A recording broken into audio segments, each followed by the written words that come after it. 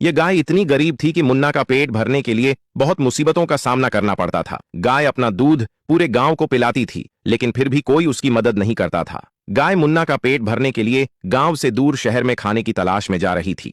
तभी उसने देखा कि एक आदमी आने वाले दिनों में रेस प्रतियोगिता का ऐलान कर रहा है और रेस जीतने वाले को 1 लाख रुपए का नकद इनाम रखा गया था। गाय ने सोचा, मैं तो रेस नहीं जीत सकती, लेकिन मुन्ना को रेस की तैयारी करवा सकती हूँ। गाय अपनी गरीबी दूर करने का यह अवसर हाथ से नहीं जाने दे सकती थी, इसलिए उसने शरीर और ताकत दोनों बढ़ाने का सबसे महंगा ड्रिंक लाकर दिया। उसके बाद वह दिन रात एक करके गार्डन में जाकर दौड़ लगाने लगा। कुछ दिन बाद मुन्ना पहलवान बन जाता है और रेस के लिए निकल जाता है। उसी रेस में एक रेड बुल था जो मुन्ना का बहुत मजाक उड़ा रहा था। रेस शुरू हो जाती है और कोई भी किसी से कम नहीं था, सब बराबरी में दौड़ रहे थे और मुन्ना धीरे धीरे अपनी स्पीड को बढ़ाता है और वह सबसे आगे हो जाता है।